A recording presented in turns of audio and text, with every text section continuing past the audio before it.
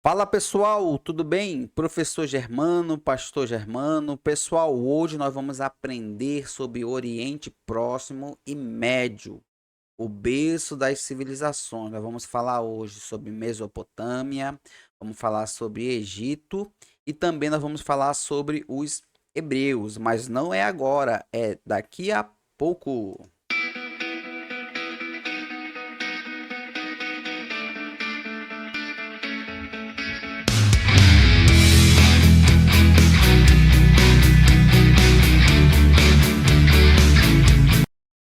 Fala pessoal, voltamos aqui, professor Germano, pastor Germano. Pessoal, hoje nós vamos falar aí a respeito do Oriente Próximo e Médio, né? Nós vamos falar sobre Mesopotâmia, nós vamos falar sobre os egípcios, vamos falar sobre os hebreus.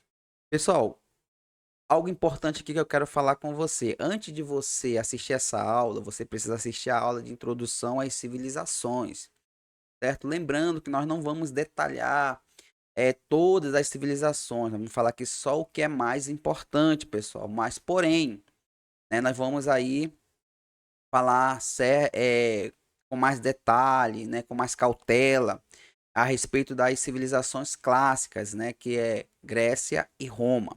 Tudo bem? Então, deixa eu compartilhar minha tela com vocês.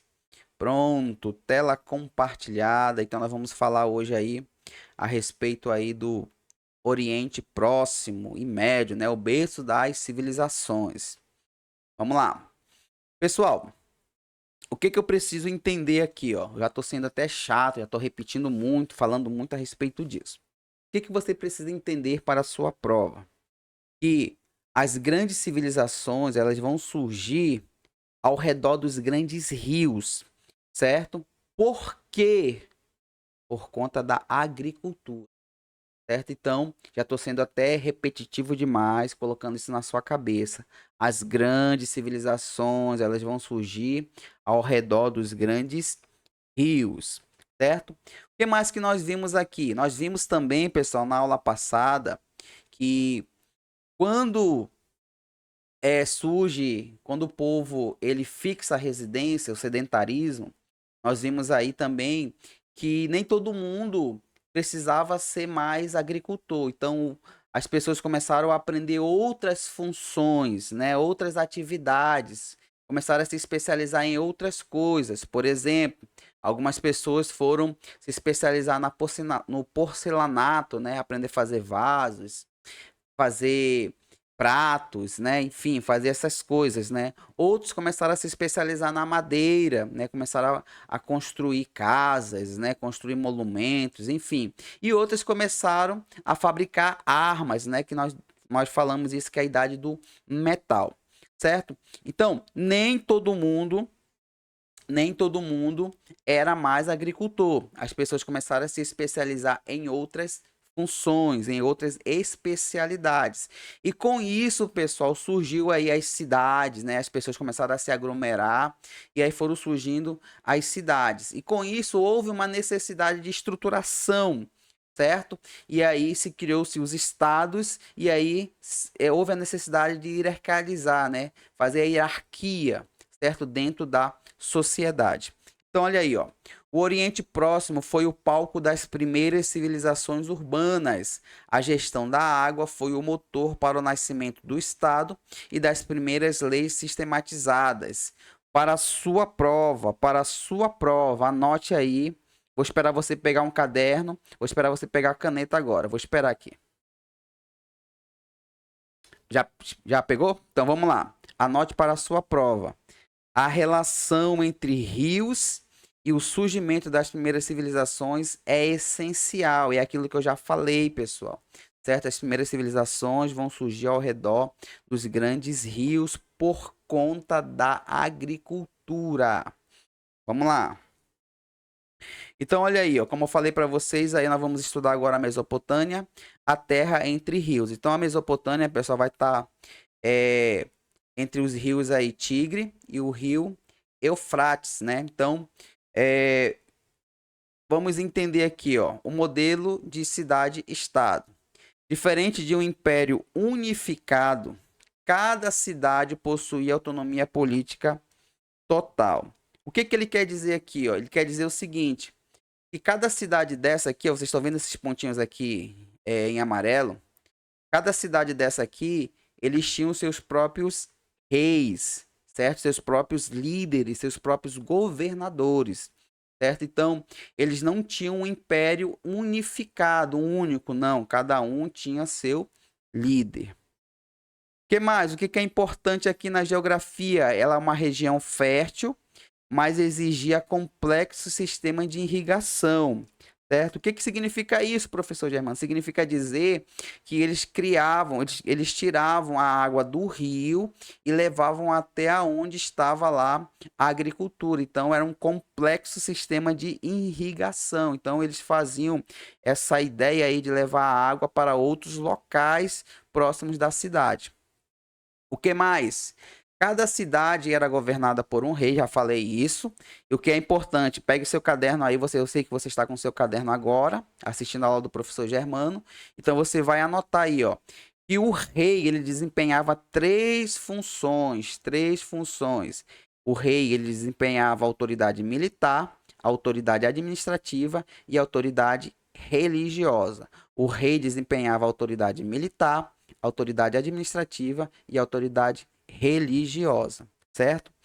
Então, centros formados por templos, palácios e áreas agrícolas periféricas. Tudo bem, pessoal? Então, essa aqui é a Mesopotâmia, a terra entre rios. Vamos lá.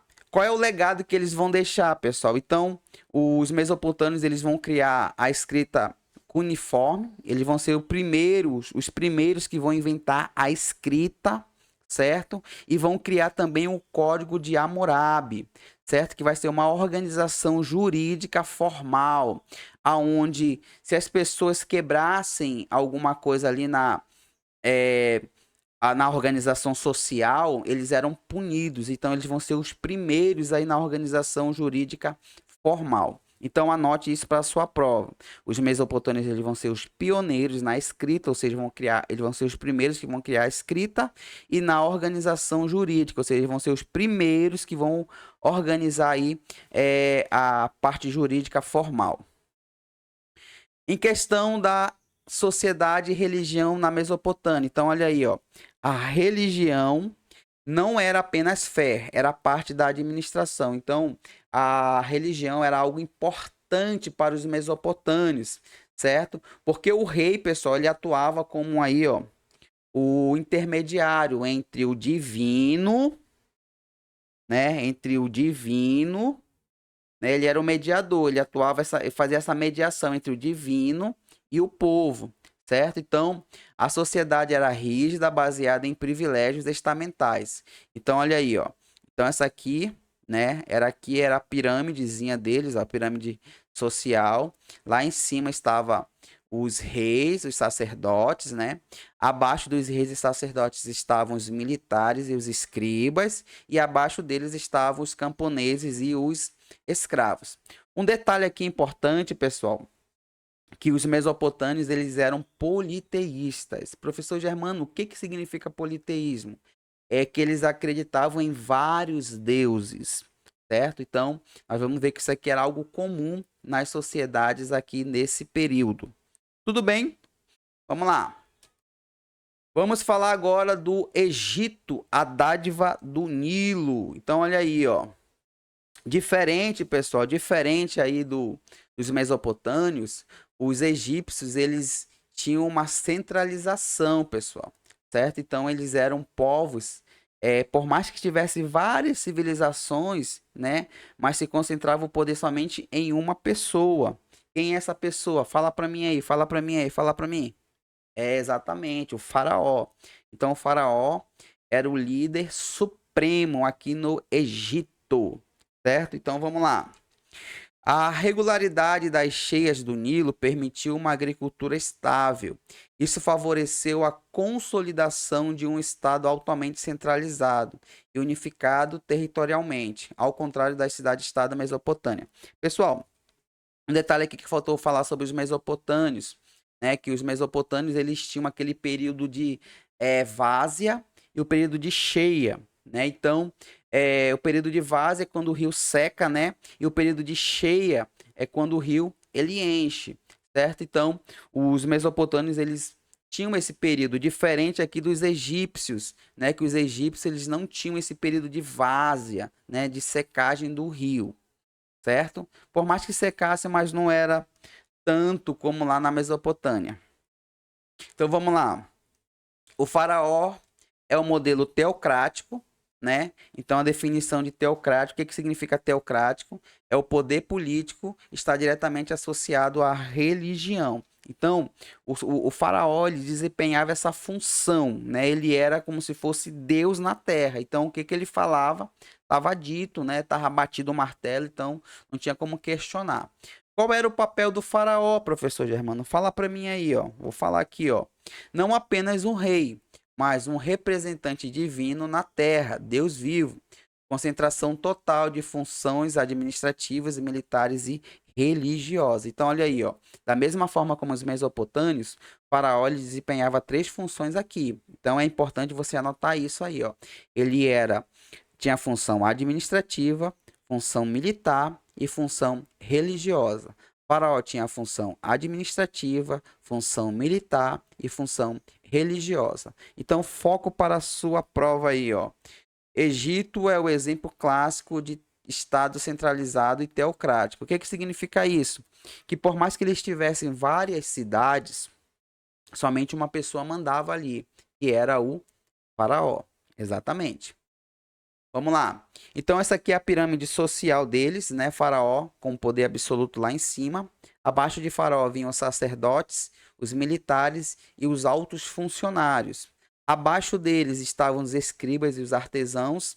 E abaixo deles estavam os camponeses e escravos, né? A base que sustentava a elite e realizava o trabalho compulsório em grandes obras públicas. Então, eram os camponeses e os escravos que faziam tudo, né? Então, dificilmente, pessoal, as pessoas que estavam aqui embaixo da pirâmide subiam, tá? E quem estava aqui também dificilmente subia, certo? Então, é por isso que ele está falando aqui, a mobilidade social é extremamente rara, porque isso era uma coisa muito rara de se acontecer. Cultura e monumentalidade. Então, vamos lá. A escrita dos egípcios, nós chamamos de escrita hieróglifa, né? É aquela escrita por símbolos, certo? E aí, para que servia, professor Germano? Servia para registrar, para registro dos sagrados, da religião, e na parte administrativa. Arquitetura, pirâmides e templos como demonstração da capacidade organizacional do Estado. E em questão da religião, pessoal, eles tinham aqui, ó, religião como centralidade total na vida social e crença na vida após a morte. Então, eles acreditavam na vida após a morte, por isso que quando o faraó morria, né, quando uma pessoa do alto estado morria, eles enterravam essa pessoa junto com as suas riquezas, porque eles tinham aquela ideia de quando o deus da morte fosse pegar eles, né, se eu não me engano é Anub, fosse pegar eles, tinham que ter alguma coisa para pagar ali a eternidade, né, então pós-morte, então por isso que eles eram enterrados junto com os seus ouros, né? Tudo com as suas riquezas. Vamos lá. Os hebreus, uma identidade além do território. Então, olha aí, ó. Os hebreus, eles vão ter origem nômade, certo? E aí nós vamos ter aí a história dos patriarcas, né? O Deus de Abraão, de Isaac, Deus de Jacó, são os três patriarcas, né? Depois nós vamos ter a monarquia unida, que são os três reis, Saul, Davi e Salomão. E depois nós vamos ter a diáspora, né, que nós chamamos de dispensação dos povos após as invasões estrangeiras. Vai ser a diáspora. Diáspora é dispensação, tá? Então entenda a diáspora como dispensação.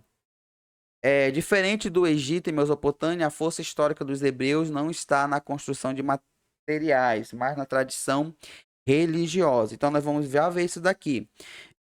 Enquanto os mesopotâmios e os egípcios eles tinham crença no politeísmo de vários deuses, né? Os hebreus eles vão trazer uma nova ideia, uma nova roupagem, uma coisa assim para a época que vai revolucionar. Nós vamos já ver o que que é isso. Então ali, ó, a revolução monoteísta. Enquanto os outros as outras civilizações acreditavam em vários deuses, né? Os hebreus eles inovaram na crença num único e verdadeiro Deus, né? Então, só para que você tenha uma ideia, as outras civilizações, quando as pessoas iam plantar, né, alguma coisa, elas tinham que oferecer sacrifício ao Deus Sol, ao Deus Chuva, ao Deus Terra, né, ao Deus Fertilidade, ao Deus Rio. Então, eram vários sacrifícios para vários deuses. E aí, os hebreus eles trouxeram essa inovação. Não, vocês não precisam mais fazer sacrifício para vários deuses, mas somente para um único e verdadeiro Deus. Certo? Então, isso daí, pessoal, é uma revolução para a época, porque existiam vários deuses. Então, o foco para a sua prova é justamente isso daí, ó. O monoteísmo é a marca essencial dos hebreus. E lembrando, tá, pessoal, que esse monoteísmo também vai ser a base aí do judaísmo, do cristianismo e do islamismo. Então vamos lá, essencial para a sua prova. Então olha aí, ó, o que eu preciso saber para a minha prova, professor Germano? Fale para mim. Opa, falo sim. Então olha aí, ó. Rios e civilização, a água como um fator de organização social, né? Eu já falei isso para vocês, que as grandes cidades vão se reunir ao redor dos rios por questão da agricultura, certo? A política, Mesopotâmia, né? Os mesopotâmios, eles vão ter cidades-estados, mas eles vão ser é, independentes, diferente do Egito, né? Que vai ser centralizador. Entender também o conceito de teocracia no Egito, e quem mandava lá era Faraó e Faraó era Deus na terra. Também o legado jurídico aí, ó, o Código de Hammurabi e também a lei de Talian, né? Então, isso daí é tudo com relação aos mesopotâmios. A religião, né, o monoteísmo hebraico como ruptura cultural. Então, lembrar que os hebreus, eles criaram aí, eles trouxeram essa ideia aí de monoteísmo, né? Quebraram lá com a crença de vários deuses. E a sociedade hierarquia rígida e estamental na antiguidade. Então, você dominando todos esses conceitos, você já vai para a prova, né, com bastante conhecimento aí para a sua prova, certo? Pessoal, nós vamos ficando por aqui, certo? Espero que você tenha gostado dessa aula. Detalhe, você precisa assistir a aula de Introdução às Civilizações, certo? Então, nos vemos na próxima aula, se Deus quiser. Tchau, tchau. Fui.